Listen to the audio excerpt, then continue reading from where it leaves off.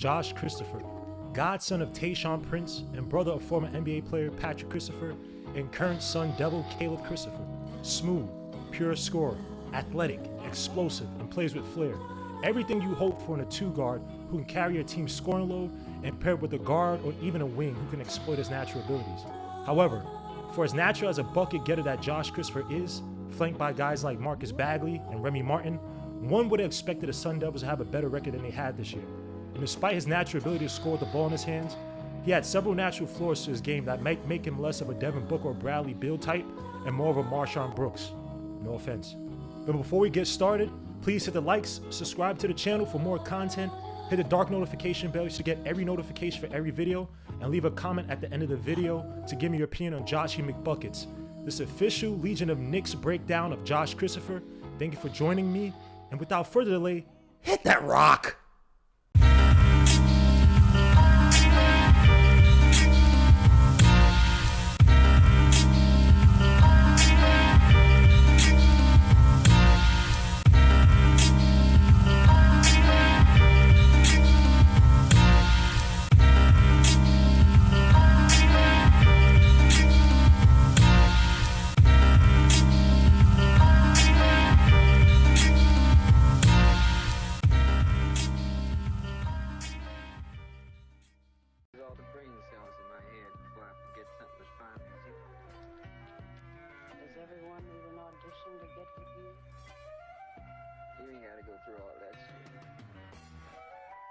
To provide some context regarding Bob Hurley's offense at ASU, the Sun Devils utilize a ball screen heavy offense that incorporate horns and zipper sets.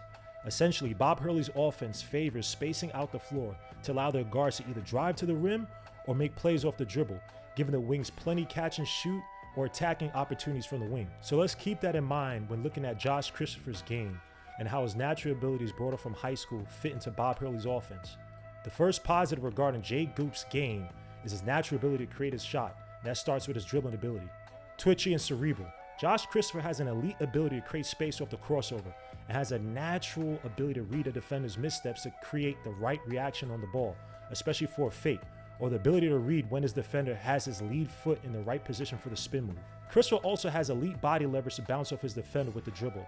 Now, when he's able to fix his shot where he can shoot off the right versus just drive on the right, he'll be able to utilize his dribble on both hands or be ambidextrous in that regard and be even more of a dangerous creator with his depth dribbling.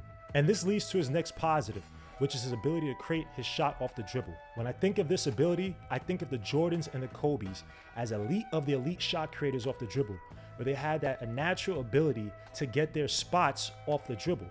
There were times where the defender knew that Jordan wanted to get to that elbow jumper and guarded him to avoid him getting there, and he still got to the spot for the shot. And no, Christopher is not there yet, but he has an innate ability to create off the dribble and get to his spots. Look at how he uses the dribble to get to the elbow or to the foul line for the mid-range.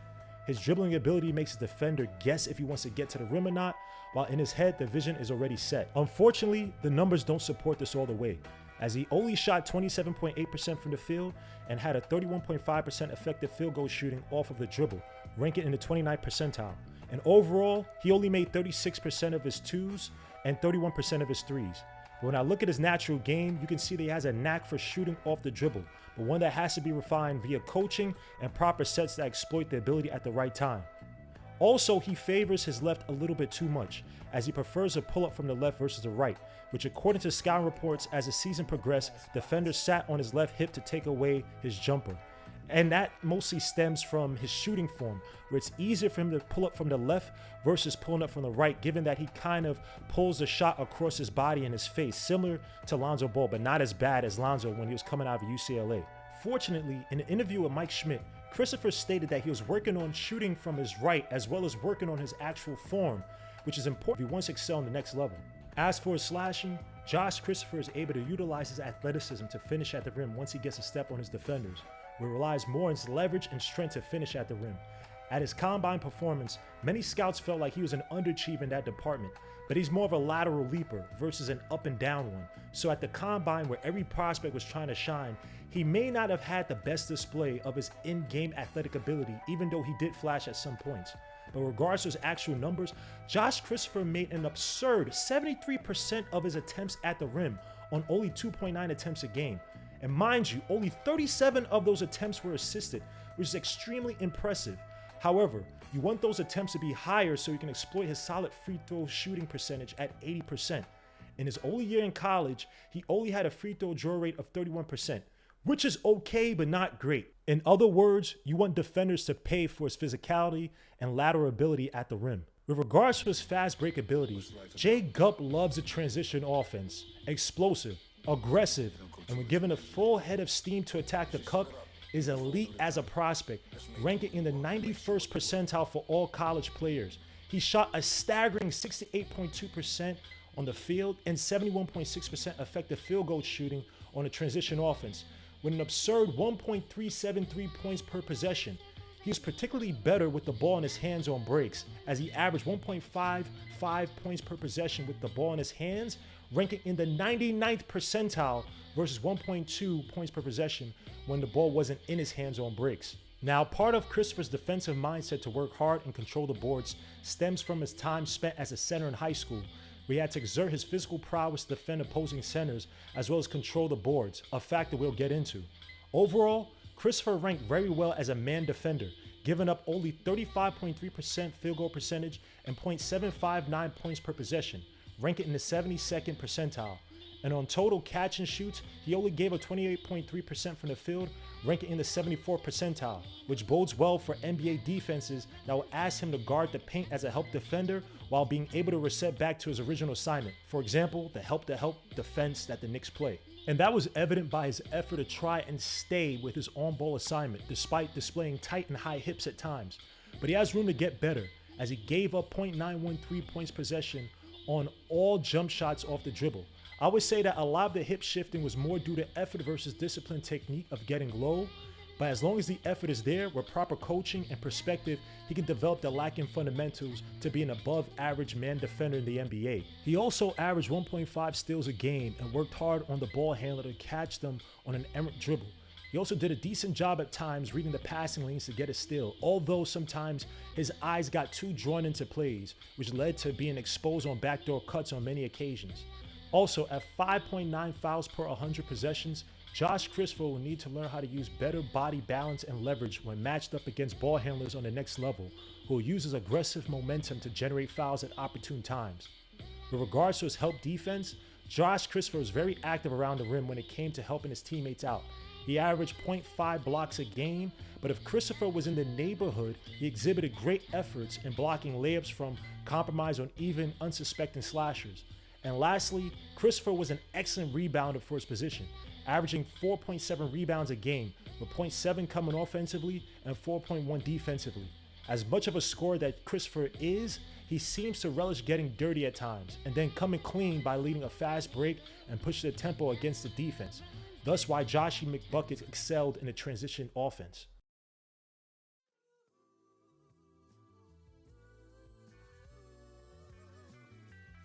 Now let's get to the negatives.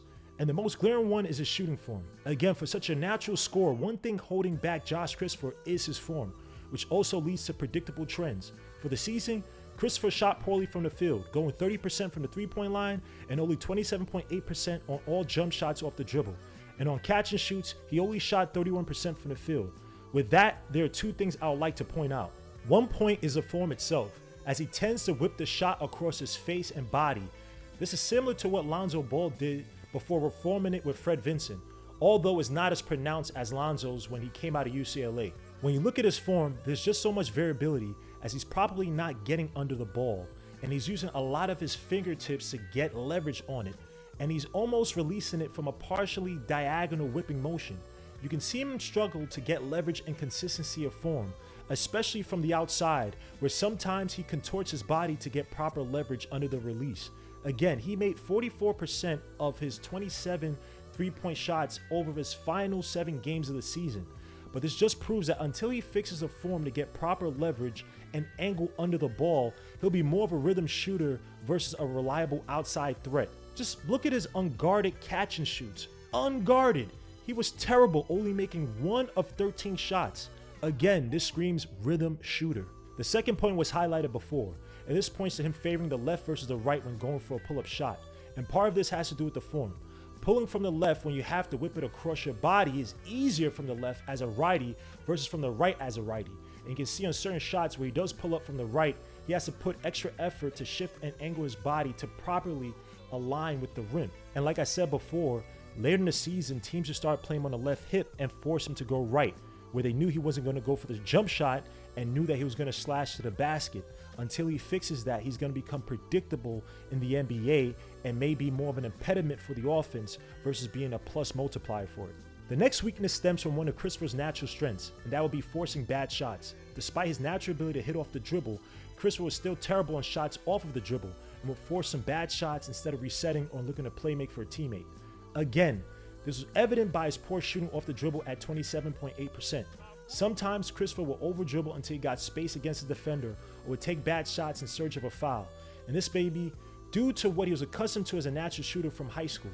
And despite his great finishing numbers at the rim, you expect Josh to be a lot more aggressive in trying to get to the hoop or at worst draw fouls and make the defenders pay at the stripe. Hopefully this speaks more to him being a young scorer working out some of his kinks and finding his game versus mental limitations that hinder his game at the next level. I will give him some credence regards to forcing bad shots, as he had to play next to guys like Remy Martin, great name, and Alonzo Verge, two ball-dominant senior guards who even Sam Vecini of The Athletic labeled as allergic to passing. So it may have been that whenever Josh got the ball, he was forcing shots to make up for the ones he didn't get before. But nonetheless, he has to fight through his natural scoring mentality on the next level to be what the league is transitioning to, and that is multifaceted guards. And this leads to Josh's next deficiency, which is poor playmaking. In a game where the lines are blurred at the guard position, you need your guards to be able to score and at worst make the right play for a hockey assist. Christopher only averaged 1.4 assists a game with a usage percentage of 25.5%, even though he only gave up 1.7 turnovers a game. He has the potential, and with viable scorers on his team and Marcus Bagley, Christopher should have exhibited better playmaking numbers. Christopher has to be a better decision maker on the next level so he can actually set up the offenses versus having to have the offense set up for him. There were just too many times where Josh Christopher's defensive awareness was poor. He was watching the ball way too much. An assignment got away from him and he was stuck in no man's land. Now, he was fortunate to get out some precarious positions in college, but on the NBA level where passing is going to be a little bit more precise, the talent that he's facing will be better on a night in, night out basis. Those guys will exploit a poor defensive mind in Josh Christopher unless he ups his mental acuity and knows where all action is, at least the important action or relevant action is at all times on the court. The closest comp for Josh Christopher would be a mix of Nick Young with the ceiling of Bradley Beal. Now, people might take this as a bad thing and they shouldn't. I think at the base level, Josh Christopher can score in bunches off of his jump shot when he's in rhythm and get to the basket using his physicality. Kind of similar to Nick Young and how he have these explosive games in spurts. They both like to exploit defenders off the dribble and typically relied on a crossover or an array of moves to create space for their jump shots. And they both have sneaky athleticism and like to use their physicality against their defenders. Although I would say Nick Young liked to use it more so in the post, while Christopher likes to use his leverage when slashing to the basket. Bradley Beal came out of Florida with proper shot mechanics and the ability to create off the dribble, but he was also someone who was a little bit inconsistent.